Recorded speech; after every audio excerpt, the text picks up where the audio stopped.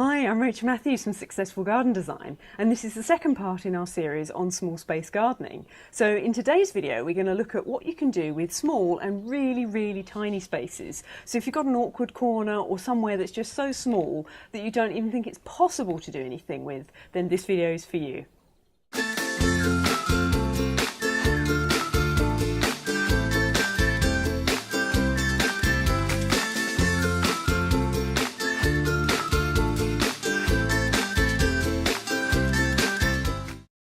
So in this small space on the stairs as you go down to the breakfast room at Casa Aeri della Crin, they have this little grouping of geraniums both in pots on the floor and hanging from the wall.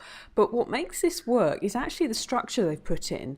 The pots and the little features bring it all together so that it's not just the plants. So as simple as this is, it's not just a few plants been plonked down. There has had a lot of thought go into it, from the monochromatic colour scheme right down to the ornaments and structure that provide the interest and backdrop to the planting. And then when you get down to the breakfast area, even the tiniest of corners like this one have a group of planting.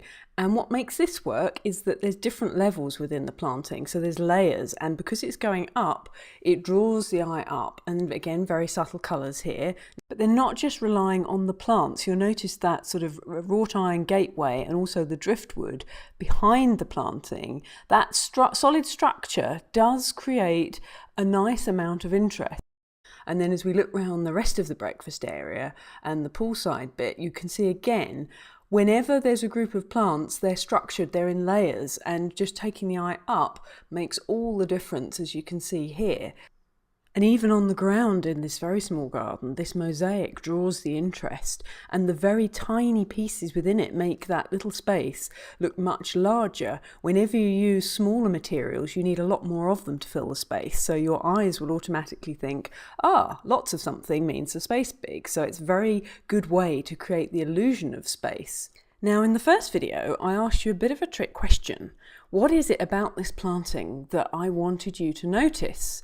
Well, the answer is, look how few plants have been used in this garden. There's we got 1, 2, 3, 4, 5, 6 in pots, and just sneaking out you can see a vine. So that's 7 plants. How many gardens do you know that can look this good with just 7 plants? So that's what I wanted to draw your attention to. How important design elements are. The plants are the finishing touch, the icing on the cake, if you like. You know, in so many books and magazines and blog articles, all you read about is plants, plants, plants. Now, I'm not saying they're not important, of course, they are very important, but if you take into account the design elements first and foremost, and then add the plants, that's when the real magic happens. And that's my mission here at Successful Garden Design, to get you thinking further than just the plants, and starting to think about design and the impact it can make in your garden, because I absolutely promise you, if you think about the design elements and not just the plants, it makes a tremendous difference and actually makes creating a beautiful garden so much easier. But I'll show you more tips and tricks on exactly how to incorporate design into your garden in future videos. So for now, let's continue on with our whistle-stop tour of the small gardens in southern Spain. Then moseying on out from the casa, their next door neighbour has an even tinier garden. And this balcony garden, as you can see, it's absolutely crammed full of geraniums.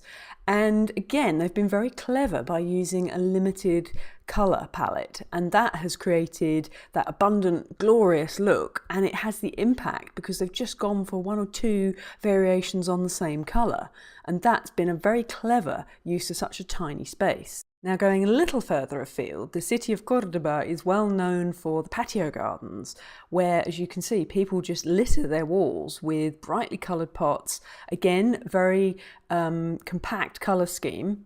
And again, this works so well because it leads the eye up. So you're really thinking the space is so much bigger because of the vertical element. And they're very cunning with, you'll notice there's no marks down the walls. They have the pots, there's a little wedge behind them where they keep them away from those lovely white walls. And they're watering them very precisely. Apparently, they have an old baked bean can or something on the end of a bamboo pole. So each pot gets the exact amount of water it needs, and therefore there's no wastage and no masses running down the walls. And moving on to the narrow streets of Frigliana, they have loads of gardens. Well, in fact, people have no gardens. They just use the street, as you do. And again, collections of pots, and it looks beautiful, so you can have as little or as many as you like. So I hope today's video has inspired you to do something with your small space, and that you can see that size really doesn't matter, it's what you do with it that counts. And if you have any suggestions for future videos, do drop me a line on the contact form at the successfulgardendesign.com website.